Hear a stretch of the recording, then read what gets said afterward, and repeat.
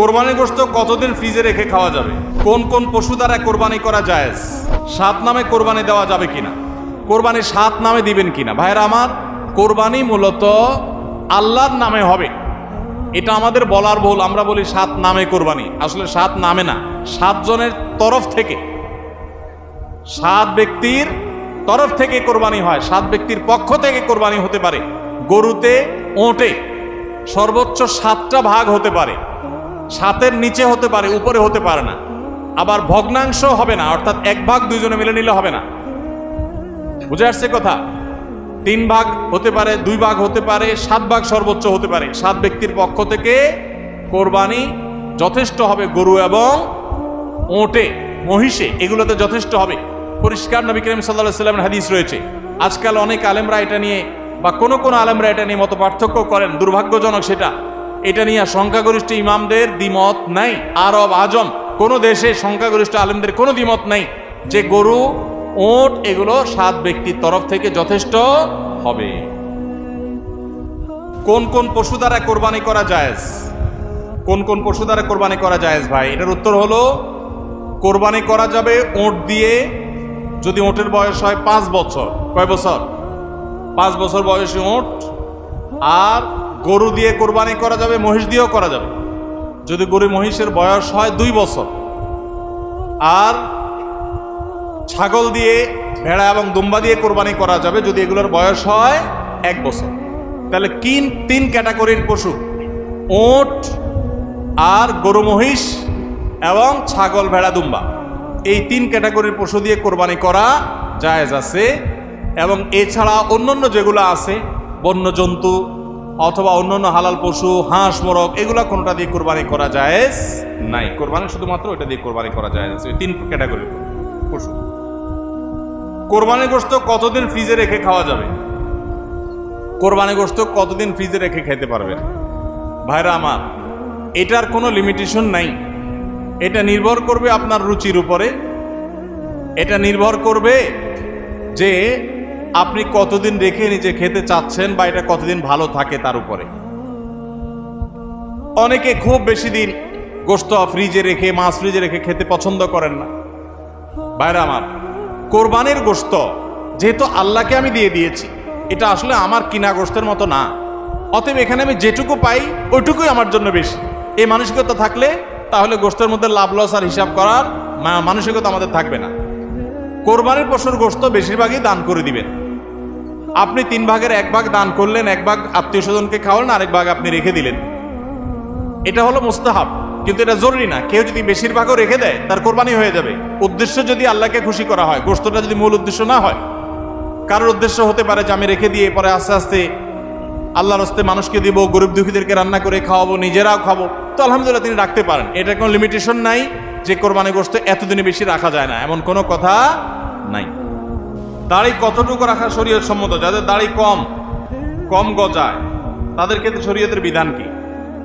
দাড়ি এটাকে লম্বা করতে হবে। আফুল্লুহা আর ফুল্লুহা, নবী সাল্লাল্লাহু আলাইহি ওয়াসাল্লামের নির্দেশ, তোমরা দাড়িকে ছেড়ে দাও, লম্বা করো। এখন যাদের দাড়ি গজাই কম, তাদের সওয়াব যে কম হবে তা না। আমরা অনেকে মনে করি দাড়ি যত লম্বা হয় সওয়াব মনে হয় তত বেশি হয়।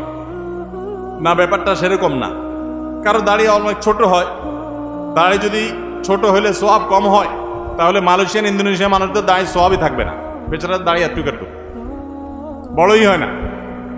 আমার দেশে অনেকের আছে যে সামান্য অল্প অল্প দাড়ি, তো দাড়ি অল্প হোক আর বেশি হোক, আমার যা আছে আমি সেটাই রেখে দিছি, আমি কাটি নাই। এর মাধ্যমে আল্লাহ তাআলার কাছে আমি সওয়াব পাবো, এটাই সুন্নাহ পালন হয়ে যাবে, ওয়াজিব আদায় হয়ে যাবে। সমাজে কিছু মানুষ বিপদে পড়ে এনজিওগুলো থেকে লোন নিয়ে বিদেশে যায়, জায়গা ক্রয় করে অথবা ঘরবাড়ি করে। এক্ষেত্রে করণীয় কি? এনজিওগুলো 14% হারে সুদের টাকা দেয়। সুদের টাকা কি 14% হারে দিছে না 2% হারে দিছে, এটা মুখ্য না।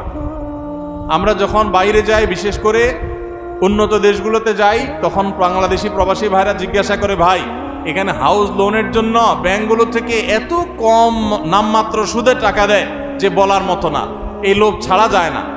একেবারে লোন দেয় নামমাত্র মূল্যে, একদম ফাও বলতে গেলে। তো সেটা জায়েজ হবে কিনা? উত্তর একই। সুদ আল্লাহর জমিনের সবচেয়ে ভয়াবহ হারাম। সুদের চাইতে ভয়াবহ হারাম আর কোনোটা নাই। অন্য কোনো হারাম খেলে আল্লাহর সঙ্গে আল্লাহ রসুলের সাথে যুদ্ধের সামিল না। সুদের ভয়াবহতা এত বেশি, সুদের কারবার করার আল্লাহ রসুলের সাথে যুদ্ধের ঘোষণা দেওয়ার সামিল।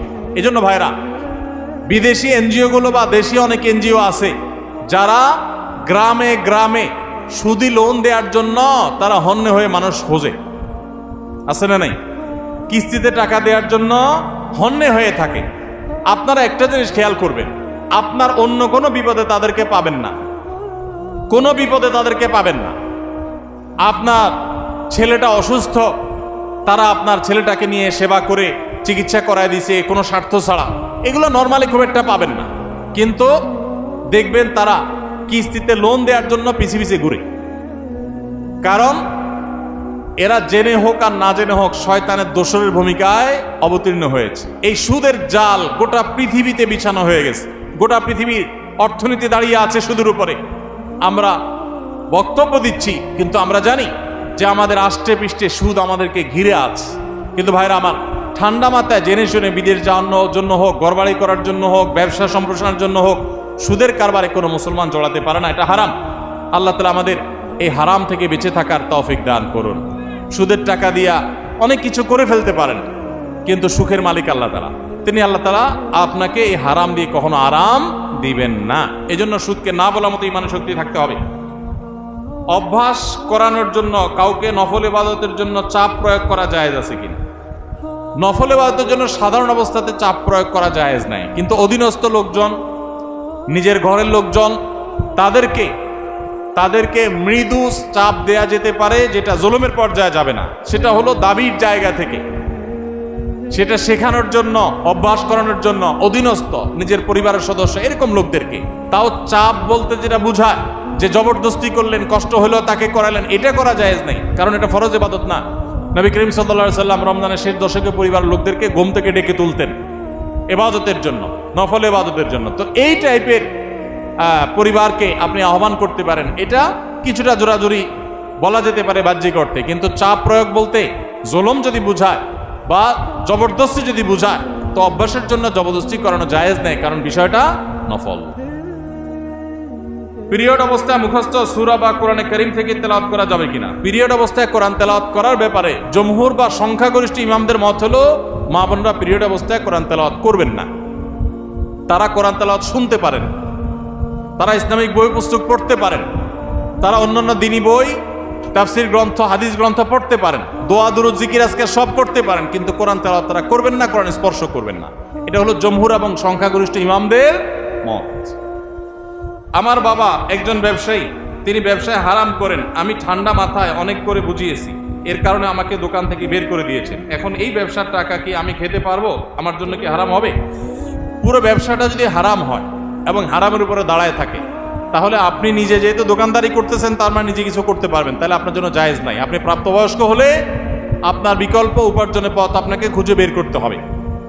আপনি টিউশনি করে হোক, অন্য জায়গায় চাকরি করে হোক, নিজের হালাল উপার্জন করবেন। হারাম সম্পূর্ণ হারাম হলে সেটার উপর নির্ভর করতে পারেন না। হ্যাঁ, দুই একটা আইটেম হারাম আছে, ম্যাক্সিমাম হালাল, এরকম যদি হয় তাহলে সেক্ষেত্রে আপনার জন্য এটা সম্পূর্ণ হারাম হবে না। কিন্তু বাবাকে হারাম থেকে ফেরাতে পারছেন না, পরিপূর্ণ হারাম, তাহলে নিজে বিকল্প উপার্জনের পথ খুঁজে বের করবেন।